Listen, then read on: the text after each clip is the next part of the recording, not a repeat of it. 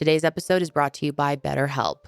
Taking care of my mental health is a top priority for me, and one of the ways that I have done so in my life is through talk therapy. I truly believe in therapy, and that's why I'm excited to tell you about today's sponsor, BetterHelp. BetterHelp has a mission to make seeking therapy more accessible, affordable, and easy because it's all online and remote.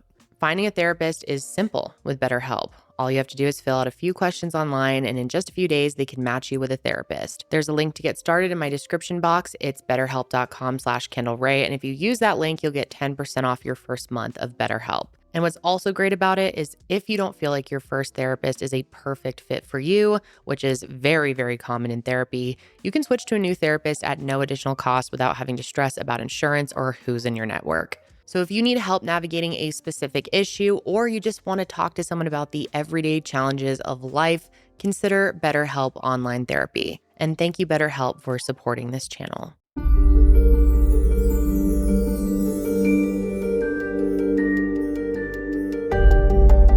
Hello, everyone, and welcome back to True Crime with Kendall Ray. I'm so happy to have you here today to discuss yet another case. And if you are new, then welcome. Be sure to subscribe. So today's case is, wow, it's a lot. And I think you guys are going to have many different thoughts. I know where most of you are going to lean, but I'm curious to see your opinions on this one. Today, we're going to be talking about two people who have two very different stories about what happened on a specific night. This case was actually submitted through my members only request form. And as soon as I saw it, I knew I wanted to look into it more. I was intrigued. If you aren't a member yet or you didn't know, my members have access to a members only request form, which is much smaller than my general request form. The general request form currently has 90,000 submissions in it. So as you can imagine, it's much more likely that your case submission will be seen if you submit it through the members only form and possibly be chosen. As a member, you also get access to my episodes 24 hours in advance and ad free, plus 10% of your membership every month is donated to the National Center for Missing and Exploited Children.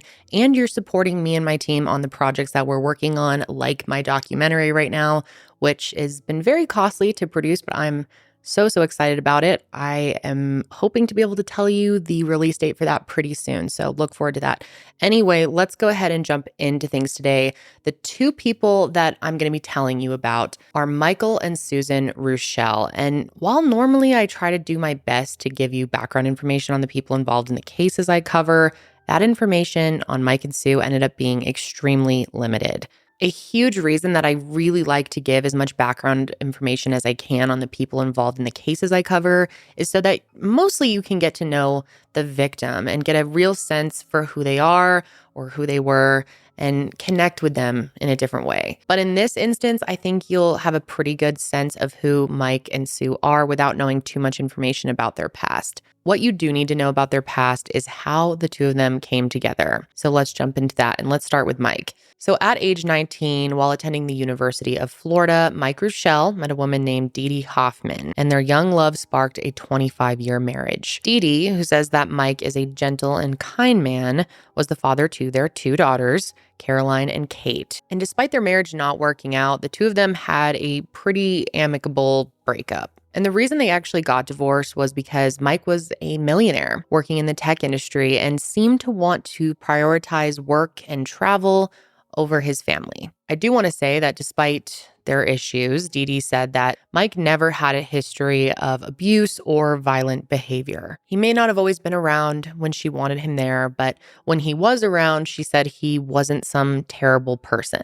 So when they got divorced in 2005, Dee Dee moved out and allowed Mike to stay in the home so their college-age daughters could always return to the house that they were raised in. And it wasn't long after Dee Dee moved out that 49-year-old Mike met a 38-year-old registered nurse named Susan on Match.com. And they hit it off incredibly quick, and she ended up moving into his home not long after. And according to Dee Dee, when Susan or Sue moved in, it felt like she sort of just took over everything, including their family dog. She said that everything that was once hers was now Sue's. And even though she only knew Mike for a short period of time at this point, she became very possessive over him, his time, and their home. The two of them ended up getting married in August of 2007, and shortly after that, Sue quit her job as a nurse, and Mike significantly scaled back his traveling for work and even bought a local dental practice. And I think saying they lived luxurious lives is really an understatement.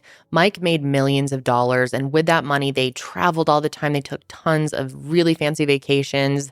They were able to do a bunch of renovations on their home, really expensive renovations. They never seemed to be short of anything, and that's how they both liked it. Mike actually called Sue his trophy bride, and I think that speaks for itself. They lived in a wealthy upper-class neighborhood called Hale Plantation, which is just southwest of the city of Gainesville, Florida. And at least for a little while, things between them seemed, well, perfect. But by 2015, texts between them showed that their relationship was anything but perfect. And one of the biggest problems in their relationship was that Sue seemed to have a big issue with Mike's daughters, specifically his daughter, Caroline.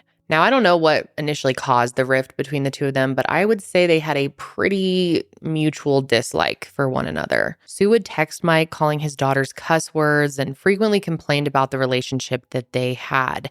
And for that reason alone, I can see why Caroline didn't think too fondly of her dad's wife. Caroline claims that things got so bad that Mike could only answer the phone and talk to her when Sue wasn't around because she didn't like him spending time speaking to her. And things continued to just get worse and worse, and they sort of hit their peak, so to speak, in November of 2017 when Caroline got married. For some context, Mike told Sue that the wedding was going to cost $100,000.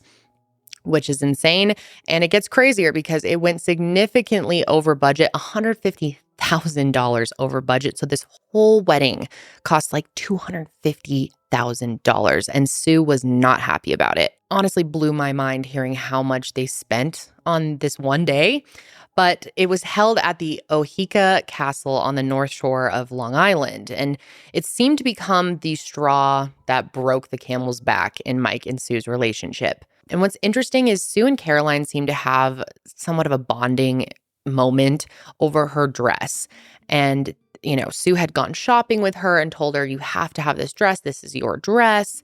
And she bought it for her. She bought her an $11,000 Bergdorf Goodman dress with no problem. But she was really enraged at the idea that Mike spent way more than he said he would. Some sources say that Caroline and her husband paid for a lot of the wedding on their own. Not really sure of the details on that. Either way, Sue was not happy with how much was being spent on this wedding. And she's entitled to her opinion, but what she wasn't entitled to was being physically violent with Mike as a result of her anger. 3 weeks after the wedding, Mike confided in his daughter Caroline that Sue had been not just recently violent towards him, but that it had been going on for quite some time. And it didn't take much for Caroline to be convinced of this because on her wedding day, she'd actually noticed a long white scar going down the side of her dad's face. And he told her it was from one of the instances where Sue abused him. And Caroline strongly believed her dad was telling her the truth because he actually sent her photos as further proof. Not that she really needed it. And the confessions about his relationship didn't stop there because Mike also told Caroline that Sue had recently been arrested. Apparently, when Sue found out how much the wedding actually cost, she went crazy on him. She threw her phone at him. She began beating on him. And what's interesting is she was actually the one who called 911. Things had really escalated, and apparently she thought that officers would help de-escalate things. And yeah, they definitely did. When officers got there and talked with Mike and Sue, they came up with a solution that they thought would help. She should go spend some time at their beach condo and cool down, which sounds pretty nice. She agreed, but after 30 minutes, when she didn't leave, they ended up arresting her and charged her with domestic battery. Not only that, she was also ordered to stay away from him, at least temporarily. So Mike tells his daughter Caroline that he was scared to tell her about all this because at first he and Sue agreed to keep this a secret. But the more he thought about it, he felt like it's something that his daughter should probably know. As for her arrest, the charges were dropped when Mike decided he didn't want to press charges, but the chaos didn't end there, and I'll get into that in a minute. So moving forward a little bit, Sue did end up moving into the beach condo by herself so that she and Mike could take some time apart. And during this time, she also sought out alcohol and anger management counseling. Not surprisingly, the more she drank, the less she was able to control her anger, which is very common. And she decided that she wanted to work on herself for the sake of their relationship, and I definitely respect that. And it wasn't too long until they started seeing each other again. By January of 2018, they were beginning to rekindle things, and from what I can tell, everything was going well. Until it wasn't. On the night of Friday, February 2nd, 2018, Mike invited Sue to come to their house for the weekend, and she agreed, and they decided to go to dinner that night in hopes to get things back on track. And I don't think it'll surprise you to hear that dinner went very poorly. While they were discussing things, Caroline was brought up and they began fighting, just like they had many times before. Sue just could not get over how much money Mike spent on Caroline's wedding. And based on the texts that she was sending to Mike about Caroline before the wedding, it's very clear that she had a problem with his daughter long before this. I mean, Sue literally called Caroline a bitch to her own father. And I mean, that's fact. She has admitted to it. And yeah, it'd be hard hearing that as a father. So dinner ended badly and Mike left. He drove home on his own and Sue followed behind in an Uber. Surveillance footage from his home security system shows them both entering the house through different doors. And once they were inside, they went into separate bedrooms. Mike went to their bedroom and Sue went to the guest bedroom. And this is when the story gets muddled by lies and a whole lot of he said, she said. Around 3:30 a.m. on February 3rd, Mike called 911 and said that he and his wife had been stabbed inside of their home by an intruder. 911, what's the emergency? And my wife and I need an ambulance for bleeding. I don't know, someone was in the house, and next thing I know, I wake up the bed next to my wife and we're bleeding. When first responders arrived, he shared that a masked intruder entered their home, and the next thing he knew, they had been attacked. And he noted that his wife sustained more serious injuries than he did. And it was clear by Sue's condition that her injuries were significantly worse. She was immediately brought to the hospital to be treated for life-threatening injuries. Meanwhile, Mike escaped with minor cuts and bruises. But here's where things get really weird. When officers began surveying the crime scene, they noticed that there was no sign that an intruder had entered the home whatsoever. There were no broken windows. There were no broken locks. No sign of forced entry at all. Now, maybe it was possible that the intruder got in through an unlocked door. And because they saw the house was equipped with 10 security cameras, they hoped this would give them an answer. But it didn't take long. And by the next morning, the police were no longer concerned with this anonymous assailant because after Sue woke up from surgery, she told investigators the truth. Mike was her attacker. There was never a home invasion to begin with. According to Sue, the two of them got in a fight at dinner and things escalated. She had sent some angry texts to him about his daughter saying, "Good luck with your bitch. She will ruin any relationship you have." And also said, "I'm filing for divorce. I will leave in the morning." And the last of these texts was sent at 10:13 p.m. and it reads, "You have serious boundary issues with your daughter. I will not tolerate this behavior." After returning home and sending these text messages, Sue said that she went and slept in the guest room and then had plans to leave in the morning, like she said. But as we know, there was a lot more that happened that night. According to Sue, in the middle of the night, Mike came into the guest room and got on top of her. And that's when she said she felt a sharp pressure in her stomach, and she looked down and saw that she had been stabbed. And she asked Mike if he stabbed her, and he said yes. From there, she says a fight broke out between the two of them, and they were struggling, and she ended up getting stabbed a few more times in her wrist, in her thumb, and in her neck. She believes that Mike did this because he didn't want to get divorced. And she says she believes this because, according to her, that's what he said while he was doing it. And not just that, but while Sue is begging him to call 911, he says, "No, we're just going to lay here until you die."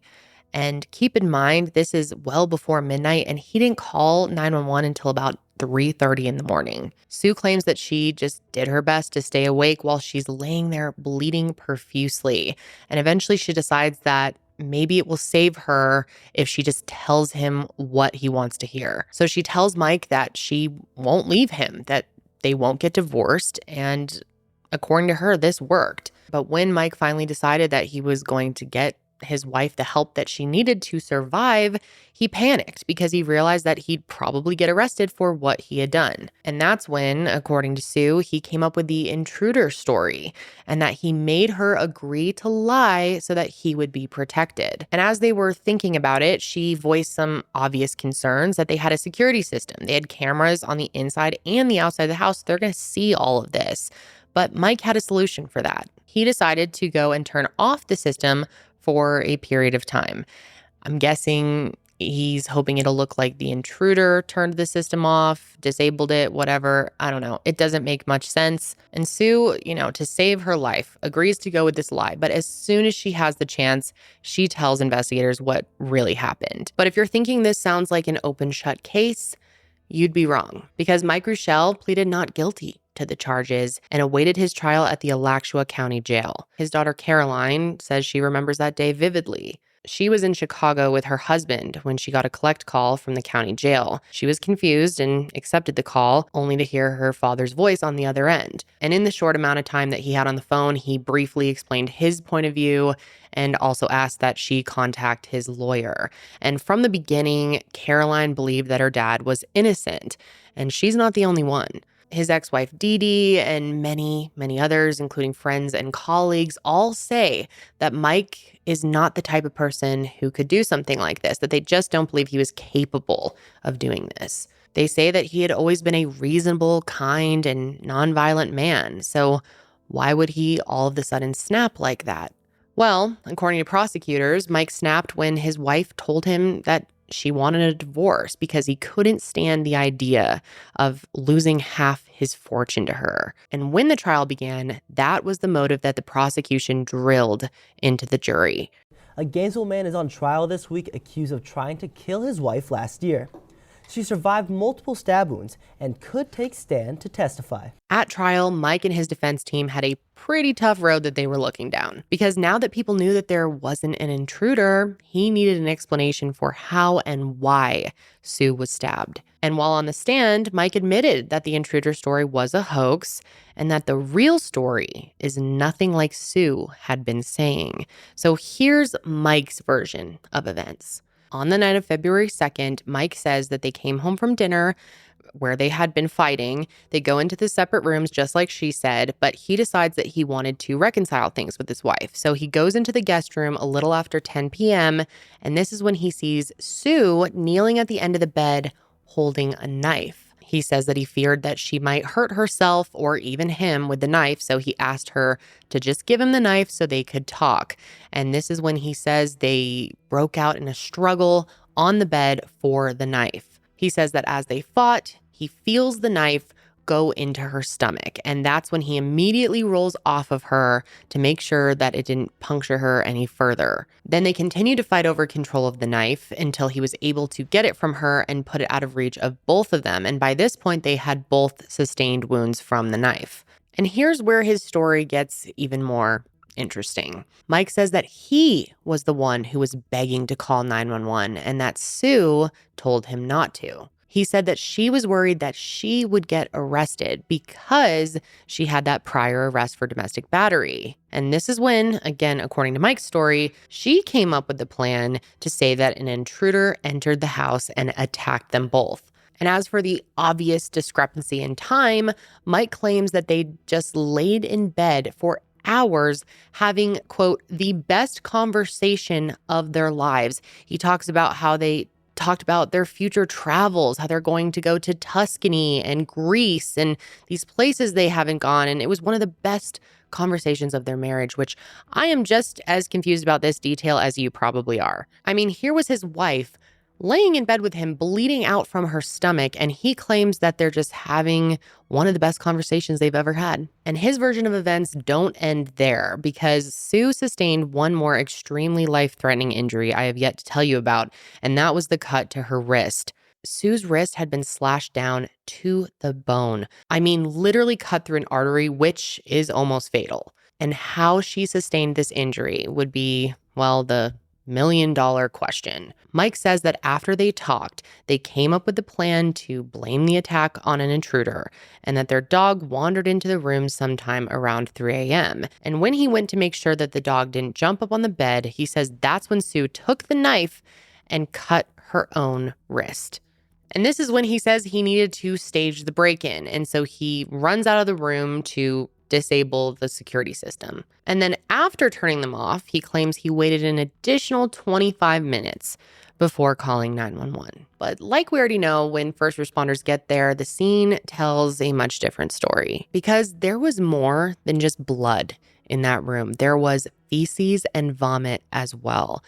A detail that Mike and Sue leave out of their stories. And his story also didn't include any explanation for how she ended up with a cut on her collarbone. And these are all things pointed out by the prosecution, leaving the defense the difficult job of trying to prove Mike's innocence. So let's talk about what they argued.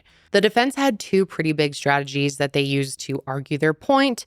The first being that this was not the first time that Sue had threatened to divorce Mike. And as we know, the prosecution is arguing that the reason Mike snapped that night was because Sue threatened to divorce him and take half his money. But if this wasn't the first time that she threatened to leave, why would he suddenly snap? What makes this night so different from all the rest where she made the same threats to leave him? And the second part of their strategy was to paint Sue as a woman with a violent past. Of course, they pointed to her previous arrest and Mike's claims of repeated physical abuse, not to mention that his computer search history shows multiple times where he looked up resources for battered husbands. They brought up her angry and violent text messages, and they also brought up the idea that she had previously experienced suicidal intention. And I mentioned the suicidal intention only because it would corroborate Mike's claims that she was the one to cut her wrist so deeply. But Sue and her lawyers deny all of this. And Sue took the stand as well and shared her version of events, which I've already shared with you, but she also shed light on some other important things. She says that she had never been violent with her husband, and because he never reported the abuse, that everything he's saying is a lie. Now, I don't know how they got around the fact that he did look up resources for battered husbands, but I'm guessing they just really honed in on the fact that he never reported that abuse. And I do want to be very clear that just because abuse isn't reported doesn't mean it didn't happen. And even when those photos of his injuries were shown in court, the prosecution waved those off as instances where Sue had to protect herself against Mike, not the other way around. Now, we can all tell this is a classic he said, she said situation. So we really need to get into what the actual evidence said, which brings me back to the blood. According to the defense, who brought in their own blood pattern analyst to testify, they argued that the spurt patterns and timeline clearly show that Mike was telling the truth. And it all goes back to the cut on her wrist. Their analyst says that Mike's story of Sue cutting her wrist around 3 a.m. has to be true, because if her wrist was cut around 10:30 p.m., as Sue says, she would have died within an hour. They argued that because she was still alive when EMS got there, that she must have sustained that injury very recently. And they argued that if we can't trust Sue's timeline, then we can't trust anything else she says either. And not only that, but their expert testified that blood patterns found on the pillowcase and nightstand had to have come from her wrist, because blood would have spurt out, causing the patterns they found. So that was their big argument. And the prosecution refuted the expert's testimony adamantly. First and foremost, they brought into question the character of this expert. It turns out that this guy had his medical license suspended after, get this, storing body parts in Tupperware containers in a refrigerated storage unit. Yeah.